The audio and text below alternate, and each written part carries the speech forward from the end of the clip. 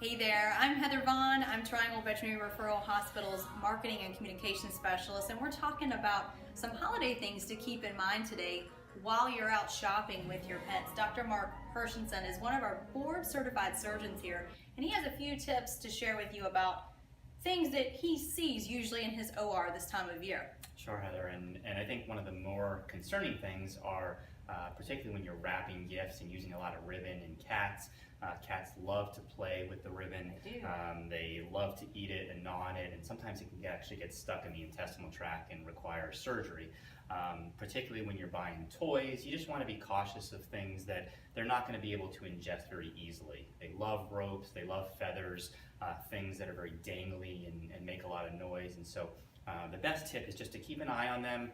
When you buy things and are introducing a new toy, just be careful about during that time period, that initial kind of introduction to the toy. So watch them Exactly, constantly. watch them, and then as you feel more comfortable, kind of giving them kind of freedom to do what they want to do. And what about with dogs? We've talked about with cats, but there's all kinds of bones out there for dogs, but that's not necessarily something that they should have. Exactly. I mean, most bones that are coming from turkey or from your Thanksgiving or your Christmas dinner are going to be oftentimes digestible as long as they're small, but at the same time they certainly can cause a lot of irritation to the intestinal tract.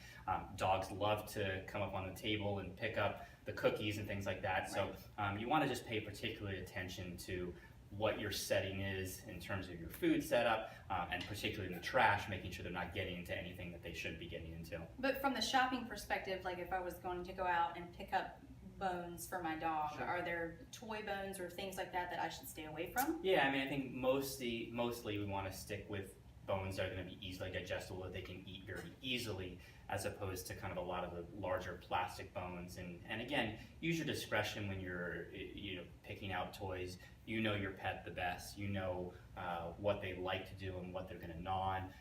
Obviously, very small bones for very large breed dogs are going to be very easy for them to actually swallow. And so you just want to be cautious about what you're buying. But I think if you're a cognizant owner and you're aware of what's actually you're bringing into the household, I think your pet's going to be pretty safe. And real quick while we're wrapping this up, so what are some things that people should be in tune with? Like, oh, my dog must have ingested that bone and it is hurting his system. Absolutely. So particularly, I mean, I think the most common thing that we see is vomiting. But particularly, you want to make sure that your dog is continuing to eat. If they are losing their appetite, if they just seem generally a lot more lazy and just not themselves, I think that's certainly a reason to call your veterinarian. And obviously we're here if you need us on an emergency basis, but hopefully everything will go well and you'll have a very happy holiday season.